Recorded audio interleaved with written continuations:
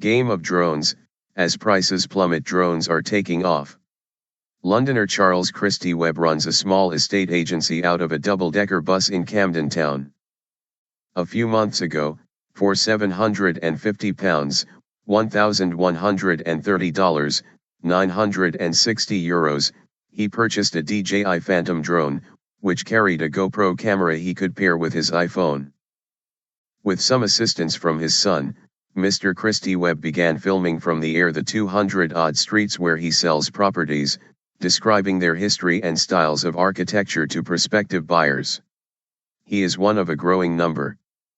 Between January and October 2014, the number of organizations permitted by the UK's Civil Aviation Authority, CAA, to fly drones under 20 kilograms rose by 80%. Drones are taking off. Charles Christie-Webb, of Camden Bus Estate Agents, and his drone.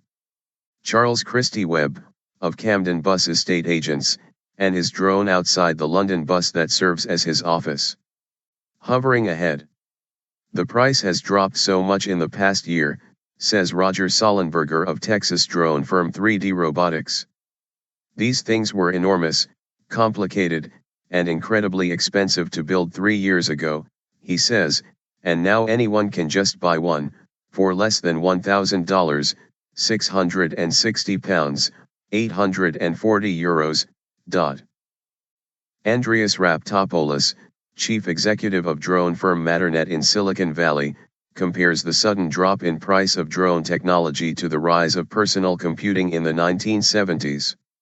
We're at a time where there are big mainframes, commercial aircraft, but also Spectrums and Commodores which people can acquire at low cost and do many things with, he says.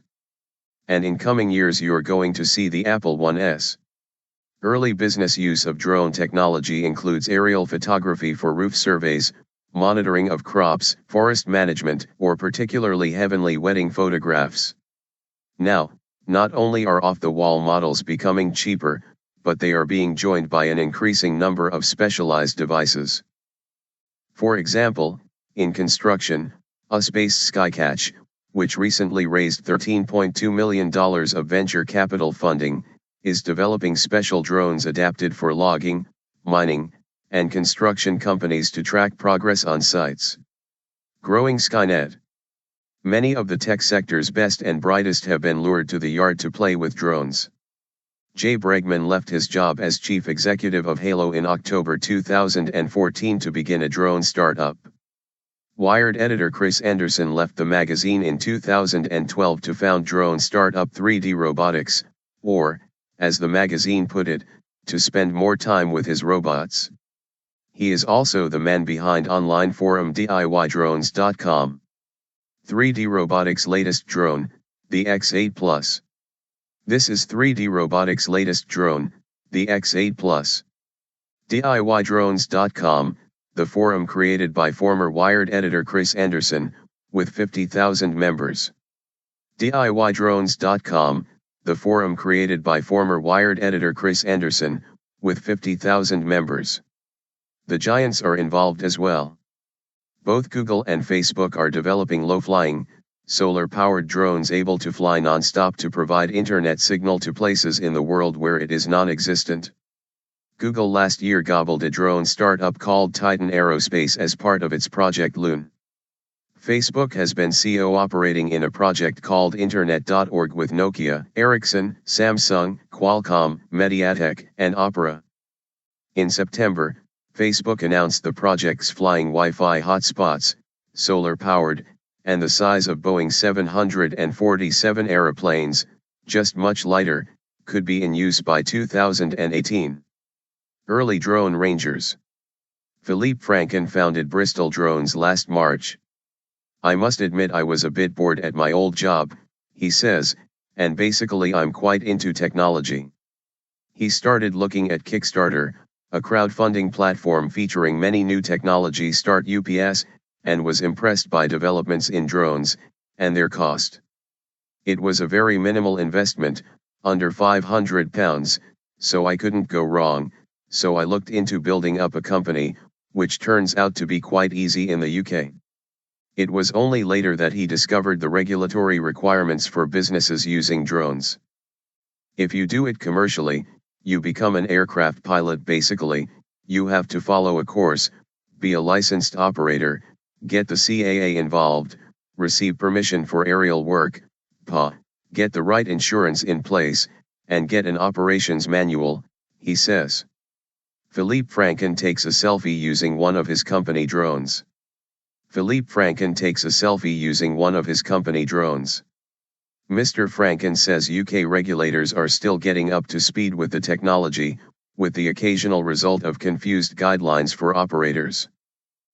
But he prefers the UK's approach, in which everyone has the right to fly, as a hobbyist, up to 400 feet, 120 m, with a visual line of sight, to the US where, he says, everything is banned unless you have a special license from the FAA, Federal Aviation Administration. His company so far has focused on doing roof surveys. A lovely old lady had a problem with a neighbor who said something in her roof needed repairing, says Mr. Franken. It took an hour of chatting with her, flying and processing, and I had proof her roof didn't need anything at all. She didn't need to have a builder come in or scaffolding go up. Bristol Drones doing a roof survey. Roof surveys are easy to do using drones and have a high return, according to Bristol Drones. Medical flight. Though drones burst into the public consciousness during the wars in Iraq and Afghanistan, Matternet's Andreas Raptopoulos is keen to emphasize their life-saving uses.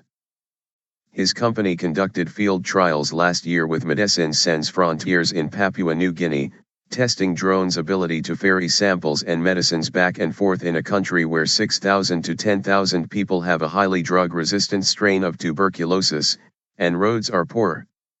Matternet's next-generation drones are designed to fly independently, effectively a computer that flies. You select a place on the map you want it to go, and it executes that flight in a completely autonomous fashion, says Mr. Raptopoulos. Its software, much of it on the cloud, some on the vehicle, calculates the optimum path. He predicts that once regulatory issues are resolved, drones will revolutionize small package delivery, where the so-called last mile of the delivery cycle accounts for 70% of the cost. Matternet began life as a 2011 student project in Silicon Valley's Singularity University, before Arturo Pelayo and several other members splintered off to form their own company, Aria, saying they wished to pursue a more open-source approach. They are working on base stations armed with 3D printers intended to service drones from any manufacturer.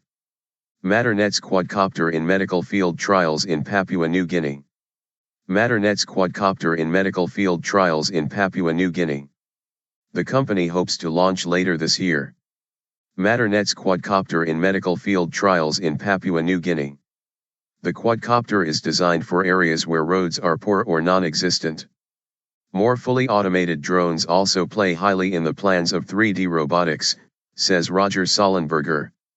The company is North America's largest consumer and commercial drone manufacturer, with France's Parrot and China's DJI the other two big makers. Continue reading the main story. Start quote. We want to democratize the skies. Roger Sollenberger. 3D robotics. 3D Robotics and Linux have collaborated on an open-source flight code, called Drone Code. Mr. Sollenberger says drone technology has lent itself to open-source development, on forums such as DIYdrones.com, which has 50,000 members. About 90% of the internet runs on open-source kernels, like the Apache HTTP servers, he says. We want to democratize the skies.